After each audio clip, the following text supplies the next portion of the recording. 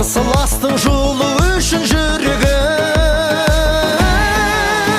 Чемпион қазақтың ұлдары, чемпион қазақтың қыздары, алдыда әлі де олардың шығатын шыңдары. Биік болса әрқашанда рухымыз, айналамыз ұлы елге мықты біз. Жарыстардың бас бәйгесін аламыз, бар әлем